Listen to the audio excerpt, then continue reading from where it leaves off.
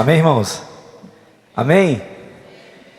Muito feliz por estar com vocês aqui, né? Convite do Sérgio e da Natália. Sabe que acho que é para mim, não é isso? Então vou tomar aqui. Eu sou lá de um lugar chamado Cidade do Amor. Cidade do Amor. Belfor Roxo City. Lá no Rio de Janeiro, Baixada Fluminense, Belfor Roxo. Uma cidade... Aplauda a Deus pela minha cidade, gente, por favor. Se fosse, gente, que lugar é esse? Pensa num lugar que só tem gente top. Igual Curitiba, assim, ó, Belfor Roxo. Só gente maneira. Infelizmente, por algumas questões de ausência do poder público, a gente também tem sofrido algumas coisas lá, algumas situações. O Império das Trevas tem tentado dominar aquela cidade, tentado dominar a Baixada Fluminense, no Rio de Janeiro. Por algumas pesquisas aí há um tempo atrás, já foi considerado um dos municípios mais violentos do Rio de Janeiro e do Brasil. Mas eu tenho certeza que essa onda de caos muitas vezes aparece e ela não se estabelece porque existe ou existem, né, no sentido geográfico, ou existe no sentido reino, a igreja verdadeira do Senhor que ainda ora pelas cidades. A gente entende que o inferno ele tenta o tempo todo trazer o caos para se estabelecer de forma definitiva. Não se estabelece, não permanece, porque a igreja do Senhor continua orando. Eu tenho certeza que se não fosse a igreja orando, se não fossem os irmãos buscando e clamando, nós estaríamos muito pior no Brasil por conta dessa situação da pandemia. Mas a igreja se levanta. Mas o mais interessante gente, se nós estudarmos a história da igreja um pouquinho, parar para perceber a igreja primitiva, né, a igreja lá de Atos, a igreja dos apóstolos, ela crescia devido às perseguições. Bem-aventurados que são perseguidos por causa do meu nome, injuriados por causa do meu nome. Está lá, Jesus falou. Ou seja, a perseguição, o caos, muitas vezes a sensação de desordem, a sensação de problemas, faz com que a gente cresça em Jesus. E quanto mais as pessoas, quanto mais as autoridades, ou o que seja, tentam bater na igreja, tentam bater em você e em mim, nós crescemos. Você acredita nisso? Nós crescemos. Isso por quê? Porque existe um Deus, que é um Deus que nos surpreende todos os dias, para dizer, eu estou do seu lado, para te dar descanso. Amém? Abra sua Bíblia em Êxodo, por favor. Êxodo 33, 14. E aqui a gente começa a falar um pouquinho e eu fico muito feliz mesmo, gente. Uma galera muito legal, o pessoal do louvor aqui, me recepcionaram muito bem, foram super carinhosos comigo aqui, a galera, obrigado mesmo. A gente não teve tempo para ensaiar, né? Foi em cima do laço aqui. Mas quando a gente tem um coração no mesmo propósito, Deus se encarrega de gerar a atmosfera. Deixa eu falar uma coisa para você, quando você que tem um propósito em Deus, haja o que houver, faça aquilo que o seu propósito tem no Senhor, porque quem gera o clima é o Senhor. Muitas vezes ficamos preocupados se vai ter um clima perfeito, um clima bom, um clima agradável. Será que Jesus vem? Ou será que as pessoas vão estar adorando? Quem gera o clima é o Senhor. Uma vez eu fui pregar num acampamento ali em Guapimirim, no Rio de Janeiro, e nós chegamos lá, estava um negócio pesado, um negócio meio moroso, um negócio difícil. E a gente passando o som lá, o pessoal da banda sentindo o clima estava pesado. E aí eu falei assim, rapaz, vai ser difícil o avivamento chegar aqui nesse lugar. Parece que as pessoas estavam meio dispersas. Quando a gente foi para o quarto lá, se arrumar para voltar para o culto, no caminho, o Senhor falou assim para mim, Quem gera o clima sou eu, não são as suas músicas que você vai cantar. Não é a sua performance que vai gerar o clima. Quem gera o clima sou eu. Então haja o que houver, nós só somos um canal. E pasmem, se nós estivermos diante do Senhor, do lado do Senhor, nós sempre seremos satisfeitos por Ele. Então quem gera o clima, não importa se o teu ministério, se você acha que é pequeno, se você acha que é insignificante, ou se você acha que, eu não sei se vai dar certo, por menor que seja aos teus olhos, quem gera o clima quando você está agindo em nome dEle, é Ele. Isso encoraja a gente a querer viver e fazer mais por Ele. Você entende isso? Amém? Na sua casa, se você começou um grupo de oração, se você começou uma célula juntamente com a igreja, com os pastores da igreja, por mais que naquele dia ou na tua célula só tenha 3 pessoas, é o suficiente para ele vir e fazer toda a diferença na sua casa, na casa do vizinho, aonde você estiver. Porque quem gera o clima é Ele. Você e Deus sempre serão maioria. Você e Deus sempre serão maioria. Entenda isso. Deus, muitas vezes, eu entendo isso, não é a multidão que faz a diferença, mas é a intimidade que você tem com Ele. Vou dar um exemplo aqui. Existiam algumas pessoas, e essas sofriam mais nas suas crises emocionais. Na época de Jesus, existia o nível dos discípulos, o nível dos 12 e o nível da multidão. Algumas pessoas procuravam Jesus pela fama de Jesus, fama de curandeiro, fama de milagreiro, a fama que ele tinha, a fama de Jesus percorria as casas, percorria as cidades. E muitas pessoas procuravam Jesus pela fama de Jesus. Essas pessoas nunca foram libertas definitivamente. Por quê? Porque o interesse delas é suprir seu interesse próprio primeiro. Mas o nível dos discípulos, o nível mais íntimo, o nível de poucas pessoas, esse nível sim, as pessoas eram curadas de fato. Sabe por quê? Porque procuravam Jesus para se relacionar com Jesus. Deixa eu falar com você aqui. Eu não sei a crise que você tem, não sei o problema emocional que você esteja vivendo. Todos nós temos muitos problemas, mas algumas vezes nós damos tanta confiança ao problema que ele vira de fato um grande problema. Eu não sei o nível da sua crise de ansiedade, se você tem crise de pânico, ou acha que está entrando numa depressão. Posso falar uma coisa? É no relacionamento com Ele que a cura definitiva e íntima vai chegar. Nós precisamos procurar Jesus por intimidade e não pela fama do que Ele pode fazer e trazer a nós. Eu falei de manhã aqui, e é muito verdade. Eu disse assim: Senhor, nada contra as pessoas que pedem, é legal, nós temos que ter planos de vida, crescimento, nós temos que profissionalmente, financeiramente, é lindo isso. Mas eu tenho dificuldades muitas vezes de ficar pedindo as coisas ao Senhor, coisas materiais. Eu tenho muita dificuldade, isso é coisa minha, e não condeno quem faça isso. Mas uma vez Deus colocou no meu coração uma palavra que ecoou tão forte, que eu nunca mais me esqueci. Eu falei até de manhã na ministração, eu falei: olha, Deus falou assim: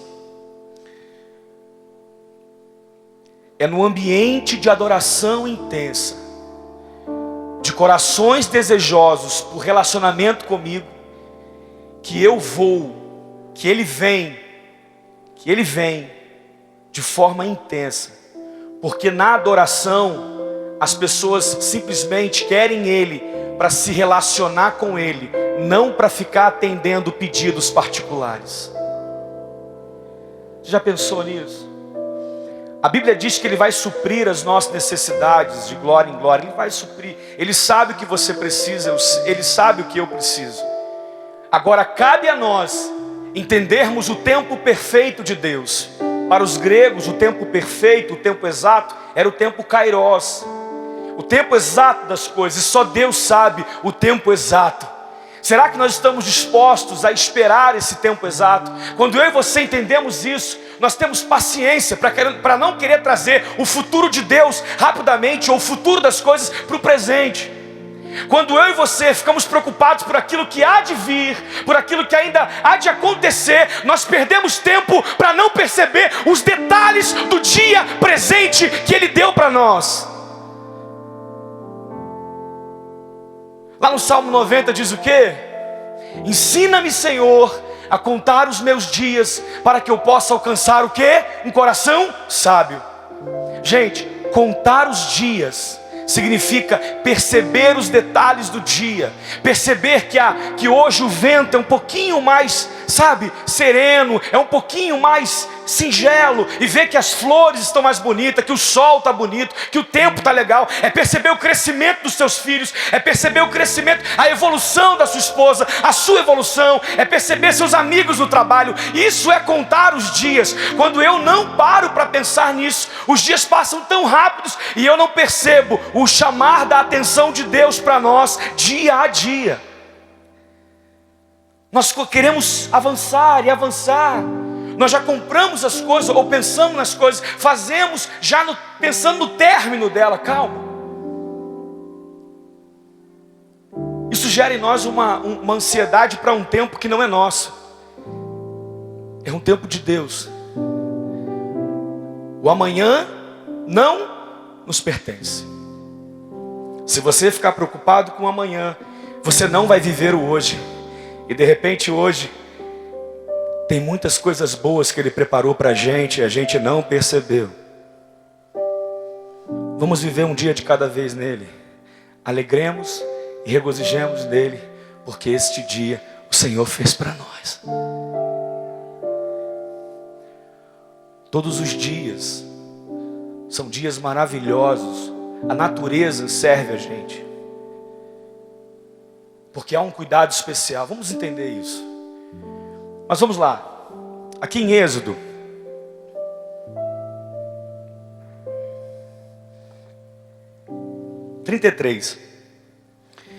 versículo 14. Não sei se o pessoal coloca aqui, mas vamos lá. Minha versão, a versão de repente um pouco diferente da sua. Diz assim, ó: E o Senhor respondeu a Moisés: acompanharei você pessoalmente e lhe darei descanso. Então Moisés lhe disse: se não nos acompanhares pessoalmente, não nos faça sair deste lugar. No versículo anterior, Deus disse: eu acompanharei você para te dar descanso. E depois ele completa: obrigado, Deus, porque se o Senhor não for comigo, eu não vou sair desse lugar. Deixa eu explicar para você aqui rapidamente o contexto. Deus tinha falado para Moisés assim: Moisés, você vai, você segue junto com o povo, você avança, eu vou dar minha provisão, os meus anjos, o que você precisar, mas eu não vou contigo, Moisés. Eu não vou com você. Porque esse povo murmura muito, e se eu for com você, eu vou acabar tirando aí, matando algumas pessoas, eliminando algumas pessoas, porque não está dando, Moisés, está murmurando demais. Então faz o seguinte, vai. Só que existe uma coisa muito intensa entre Moisés e Deus: o relacionamento. Repete comigo assim: relacionamento. Relacionamento. Moisés e Deus tinham uma coisa muito profunda: relacionamento. E era este relacionamento que fez com que Moisés se apaixonasse por Deus de uma forma intensa. Tanto é que ele vai falar para Deus assim: como é que é? Você não vai com a gente? Você não vai com a gente? A gente está aqui com certeza. Eu entendo essa sua preocupação, mas você não vai com a gente? Ó Deus, se você não for, não me faz sair daqui não. Porque muito melhor do que as tuas bênçãos é a tua presença. Essa insistência de Moisés, essa preocupação de Moisés em seguir sem Deus. Presta atenção, gente, você não pode dar um passo fora da sua casa sem antes perguntar: Deus, você vai comigo? Isso não é amuleto não, isso é necessidade de relacionamento. Algumas pessoas pensam que, sabe, que isso é misticismo, amuleto. Claro que não. Aonde você for, você não pode dar um passo fora da sua casa ou dentro da sua casa sem você antes perguntar: Deus, vem comigo. Porque a caminhada do ser humano, a caminhada do homem é uma caminhada cansativa, é pesada. E quem dá descanso para nós? O Espírito Santo. Moisés sabia que se ele fosse sem Deus, só ia ter cansaço e fadiga. Claro que não. Sabe por quê? É porque na caminhada que Deus renova o nosso viver. As bênçãos dele poderiam ir. Ele falou, mas Moisés não queria as bênçãos, queria a presença. Sabe por que ele queria a presença? Porque se a presença estiver junto, haverá novidade de vida.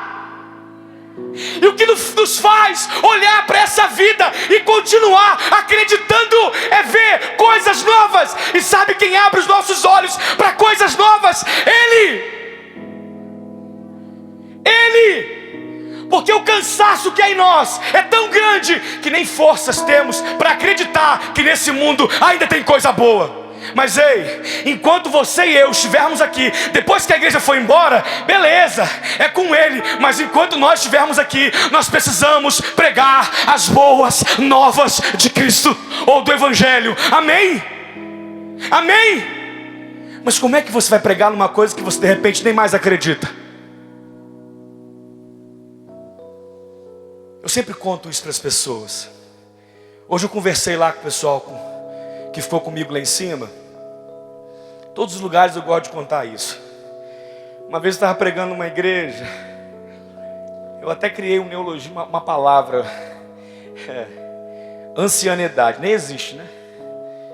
Eu falei assim, o valor da ancianidade, ou seja, o valor do ancião na igreja. Foi numa Assembleia de Deus. Tinha muitos idosos. Eu fui convidado para pregar e eu pedi, Senhor, o que eu vou falar naquele lugar? Porque quem gera o clima é o Senhor que preparou todo o ambiente. Fala do valor dos anciãos. Aí Deus me lembrou de Débora, da juíza, Baraque, que não queria guerrear. Enquanto não conversou com a Débora, ele não ganhou forças para ir guerrear. Conversou com a experiente. Aí um dia Deus me lembrou assim, pergunta, entenda isso, pergunta para a irmãzinha do coque, que ainda usa anágua, né? Fala, saia grande, que muitas vezes não sabe ler direito, não sabe falar. Pergunta para ela se ela acredita em Jesus. Fala para ela com todo o seu conhecimento filosófico, sociológico, atual, histórico. Fala para ela que Deus não existe, para você ver a resposta que você vai levar. Por que essas irmãs continuam dobrando seus joelhos em casa e orando firmemente, muitas vezes ganhando um salário mínimo e olhe lá, não tendo a conta certinha do mês, passando até alguns dias ali, uns apertos, e ela continua dizendo o que Jó disse, bem sei que o meu Redentor vive e por minha causa se levantará, continua ainda acreditando nas promessas do Eterno. Porque chega um momento em nossas vidas, que os conselhos podem não mais surtirem efeitos, aí a gente passa para o nível da inspiração. Entenda uma coisa, chega uma hora em nossas vidas que os conselhos não surtem mais efeito. Seu pastor te aconselha, seu líder te aconselha, todas as pessoas te aconselham a viver com Jesus, a entender as coisas corretas da vida, mas não funciona. Sabe por quê? Porque você está perdendo a direção. Aí é para entrar no nível da inspiração. O que é o nível da inspiração? Só se inspira em alguém quem se relaciona com esse alguém. Essa irmãzinha do coque não abandona Jesus, não larga Jesus, e vai dizer para você, para tomar vergonha na tua cara, vai dizer para mim, para eu tomar vergonha na minha cara, se eu falar para ela que Jesus não existe. Sabe por quê? Porque ela já viu morto levantar, ela já viu enfermo ser curado, ela já orou, e demoniados foram libertos. Quando há um relacionamento e uma experiência no Evangelho, as coisas, ou seja, contra fatos não há argumentos. Então, queridos, para que nós continuemos a acreditar provar que a esperança nele existe, precisamos ter experiências novas todos os dias com ele. Não dá para viver com Jesus só no campo do discurso. Não dá para viver no reino só no campo da falácia. Precisamos viver. O que você vê de milagres alimenta a sua fé e gera uma experiência. E quando falarem para você que ele não existe, tu vai dizer: mentira, porque eu já vi milagre. O meu Jesus anda comigo.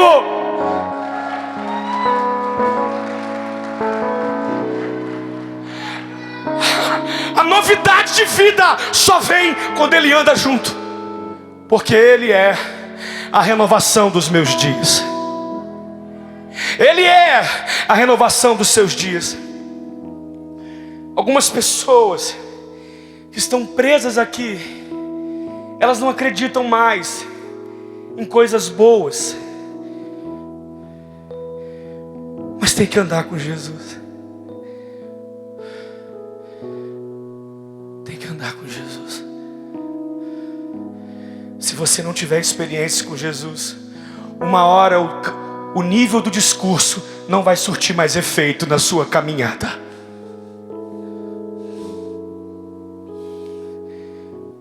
Não vai surtir mais efeito.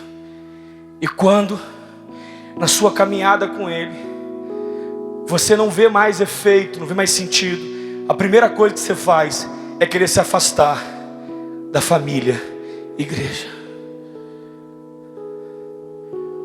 Moisés sabia que quem trazia a renovação dos dias deles era a presença. Era a presença. Olha,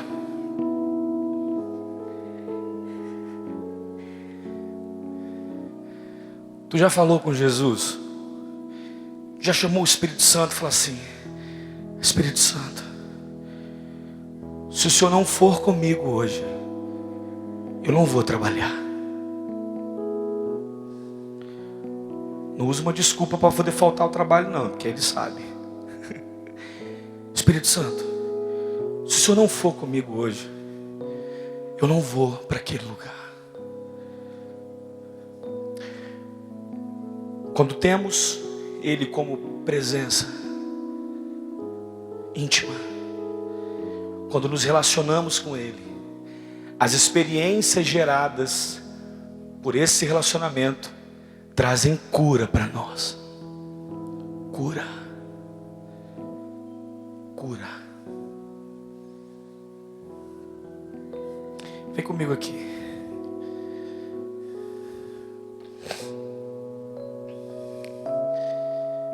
Vem aqui comigo.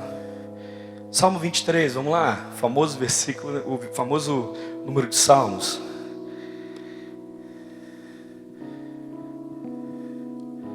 Salmo 23. Abriram?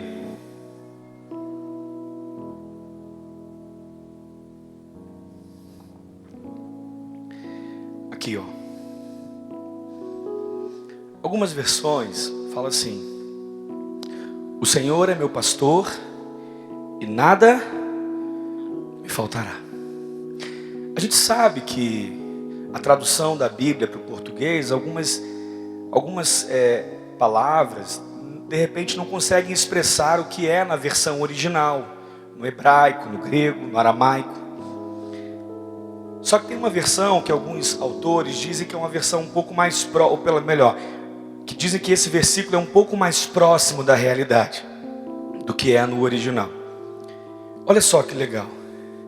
Na versão NVI, esse salmo diz assim: o Senhor é meu pastor e de nada terei falta. Peraí.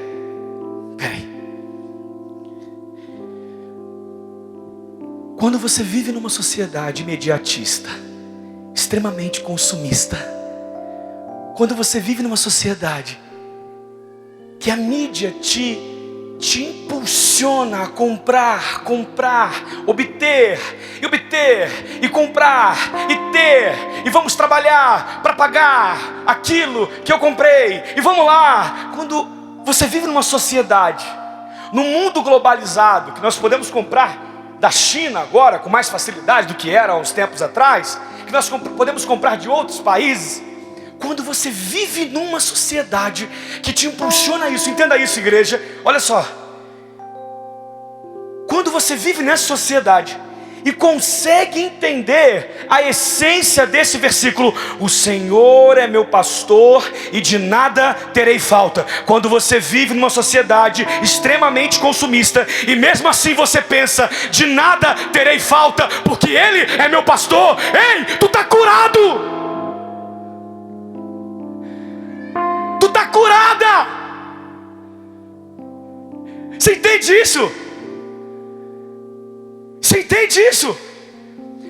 Quando você entende que Ele é teu pastor e por conta disso não temos falta de nada. Olha, eu posso não ter lá em casa o que gostaria de ter, mas também não me faz falta.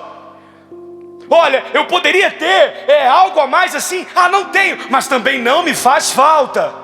Quando entramos nesse nível, é porque saímos do nível do discurso do reino e entramos no nível de um relacionamento em que a presença dele me satisfaz em qualquer momento. Você consegue entender isso? Aí mais adiante diz assim: olha, em verdes pastagens me faz repousar e me conduz em águas tranquilas. Restaura-me o vigor, guia-me na vereda da justiça por amor do seu nome. Mesmo quando eu andar no vale das trevas e morte, eu não temerei perigo algum, porque tu estás comigo. Gente, quando no seu íntimo você conseguir chegar, quando eu conseguir chegar, é uma luta diária, a gente busca isso. Que todo mundo incentiva a compra, adquirir os bens. De nada terei falta. Se Ele quiser me dar, amém. Se não quiser me dar, amém. Eu não vou sofrer por uma ansiedade. Eu não vou sofrer por uma coisa que é futura no tempo dele. Ei, não estrague o seu presente querendo algo no futuro que só Ele pode te dar. Não estrague o seu momento agora com Ele, num relacionamento com a sua família, num relacionamento com os seus amigos. Não estrague. Sofrer por um tempo vindouro é morrer dia a dia. Entenda isso. A preocupação de Jesus não é dizer para nós que eu posso ter, que eu vou ter. Isso é uma questão até de prudência nossa, de administração financeira. Muitos conseguem coisas extraordinárias porque são organizados. Parabéns. Mas eu tenho certeza que não é isso que move o seu dia a dia. E aqui dentro você é curado. Uma igreja curada, irmãos curados, são pessoas que entendem que primeiro de tudo é um relacionamento com Ele.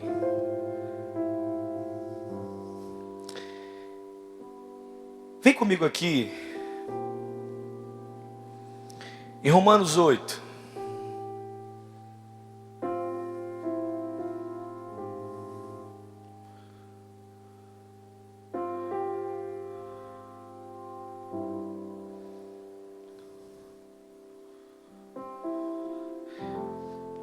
Romanos 8 diz assim, olha que interessante. Portanto, agora já não há condenação para os que estão em Cristo Jesus. Porque por meio de Cristo Jesus, a lei do Espírito de vida me libertou da lei do pecado e da morte. Porque aquilo que a lei fora incapaz de fazer, por estar enfraquecida pela carne, Deus o fez enviando o próprio Jesus. Versículo 5. Quem vive segundo a carne, tem a mente voltada para o que a carne deseja. Mas quem vive de acordo com o Espírito, tem a mente voltada ao que o Espírito deseja. Agora, a mentalidade da carne é a morte, mas a mentalidade do Espírito é vida e paz. A mentalidade da carne é morte, mas a mentalidade do Espírito é vida e paz. Versículo 15. Pois vocês não receberam um espírito que o escravize para novamente temer, mas receberam um espírito que o adota como filhos, por meio do qual chamamos Abba Pai. 18. Considero que os nossos sofrimentos atuais não podem ser comparados com a glória que em nós será revelada. Cristo, a glória revelada. Deixa eu te fazer uma pergunta aqui. Quanto tempo você toma lendo a Bíblia e os ensinamentos de Jesus para nós? Aqui. Você viu ali? Nenhum sofrimento, nenhuma dor, nenhuma crise de ansiedade, nenhuma crise do pânico, nenhuma crise pré-depressão ou depressão será maior do que aquilo que nós teremos e temos com a glória revelada. Porque o relacionamento com o Espírito gera vida e paz. Ei, tem um ditado que diz assim: o remédio está em nós. Já ouviram falar isso? Um ditado diz: o remédio está em nós. Posso falar? A cura está dentro de você e chama Espírito Santo, que tem ciúmes de nós. Não haverá cura sem relacionamento. Não haverá paz sem relacionamento. No começo do versículo, é claro isso. Ele diz assim: já não há, olha só, ele fala aquilo, Romanos 8, assim, ó, portanto agora, já não há condenação para os que estão em Cristo Jesus. Posso falar uma coisa para você? Estevão estava com Cristo Jesus. Ele era um grande discípulo ali, melhor, ele pregava, apesar de não ter tido contato direto com Jesus, segundo alguns autores, foi considerado o primeiro mártir cristão. Morreu, o primeiro homem na história da Bíblia que morreu por causa do Evangelho, foi apedrejado. Vocês sabem da história. Estevão foi condenado? Foi. Estevão foi condenado? Foi à morte, morreu apedrejado. Lá em Atos 7 fala isso. Mas espera aí, Romanos disse que não havia condenação para quem estava em Cristo Jesus. E como é que Estevão foi condenado à morte? Como é que outros discípulos foram condenados? Entenda uma coisa, gente. Por mais que o mundo nos aponte, por mais que o mundo aponte nossos erros, nossos defeitos e tente colocar crise em nós, entenda uma coisa, a condenação do homem não é a condenação de Deus. Quando ele fala, quem está em Cristo Jesus não está condenado, é porque não está aqui condenado, está livre na sua consciência de relacionamento. Por quê? Vou te falar. Como é que Estevão morreu? Quais foram as últimas palavras de Estevão? Olhando para o alto, a Bíblia diz que na hora da sua morte, ele olhando para o alto, ele viu Jesus à direita de Deus. E ele falou assim: Deus, Pai, não lhes imputes, ou seja, não condene esses que estão me matando. Gente, só fala um discurso desse na hora da morte quem é livre em Cristo Jesus. Só fala um discurso desse quem é livre na sua alma, quem é livre no seu coração, quem é livre e curado na sua mente. Eu acredito que a morte dele foi anestesiada pela visão que ele teve de Jesus. Lá em Salmos 25, se eu não me engano, depois eu vejo ali o endereço certinho. Diz assim: a intimidade do Senhor é dada àqueles que o temem, e a estas pessoas Deus revela a sua aliança. Você sabe o que é aliança?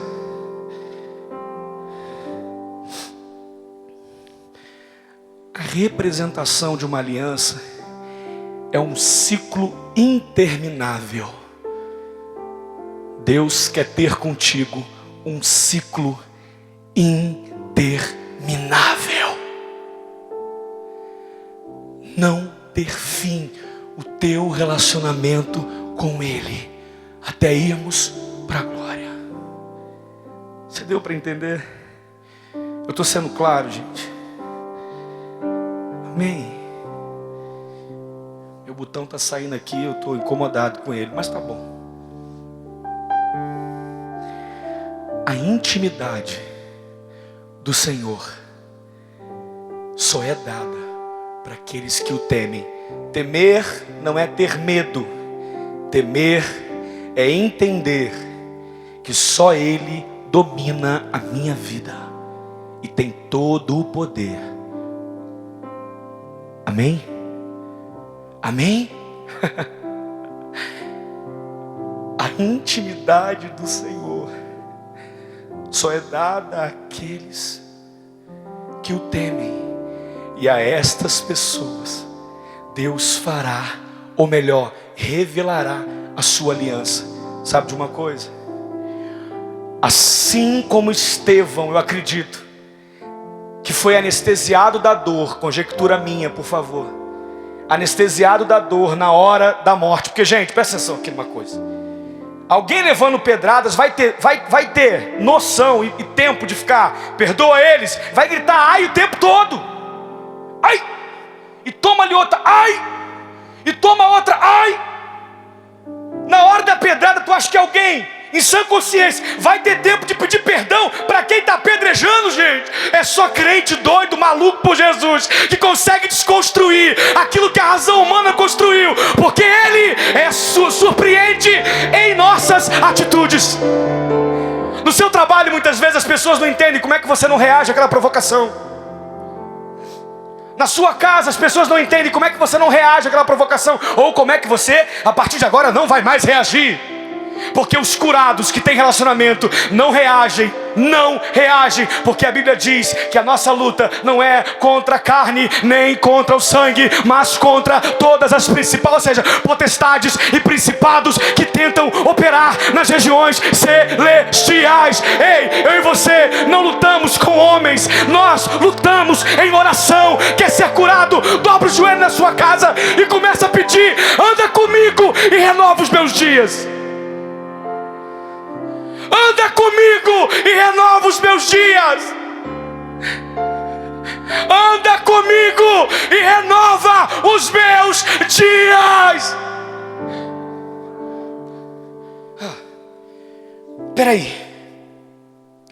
Na hora da dor, o cara pediu para perdoar aqueles que estavam apedrejando ele. Sabe por quê? Porque no alto Jesus estava distraindo ele, para ele não perceber a crise e o caos do momento.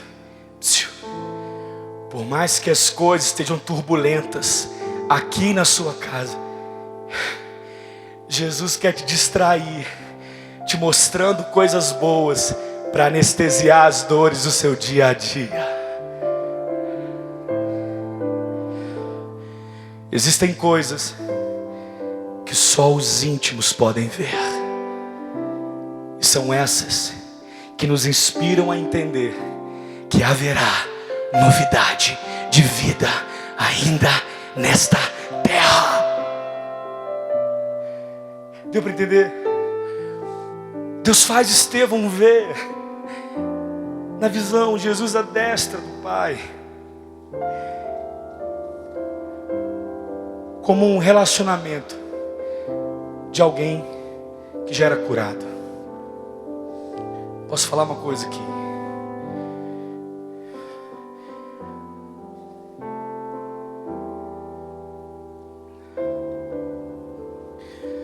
Só haverá novidade nos seus dias quando você convidar Ele para andar todos os dias com você. Fora isso, você só vai repetir e correr atrás daquilo que você mesmo deixou para trás. Jesus quer te fazer viver, trocando o jugo por algo mais leve.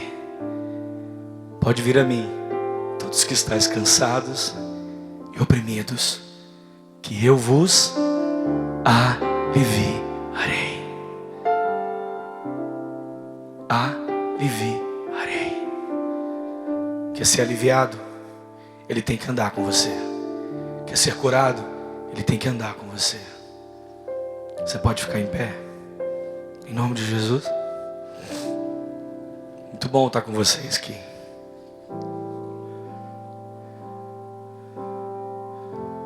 Muito bom estar aqui com vocês. Que o Senhor abençoe vocês.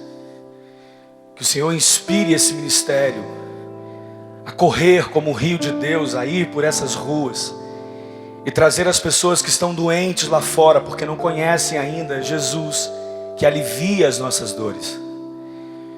Eu conversei com o Natália e com o Sérgio, que esse ministério, esse trabalho, é um trabalho que atinge diretamente a sociedade, porque resgata as pessoas, muitas vezes, lá, sozinhas. E você sabe que a nossa mente é nosso maior campo de batalha. Quando as coisas estão fora do lugar aqui dentro, meu irmão, não tem conselho humano nenhum que dá jeito. Somente a presença de Jesus. Eu queria orar por vocês e dizer que esse ministério, que esse seminário consiga atingir muitas vidas, muitas pessoas a estarem literalmente nos pés de Jesus. Vocês verão muitos curados entrando aqui, pessoas presas, se sentindo condenadas já, sendo livres em Jesus. Você crê nisso? Você crê nisso? Vamos ver muitos jovens entrando aqui, que muitas vezes passaram por crise de ansiedade. O que eu vou fazer na faculdade? O que vai ser no futuro? Cara, o seu futuro é do Senhor. Existe um tempo perfeito das coisas. Só entra no caminho. E a paz será com você. E a paz será com você.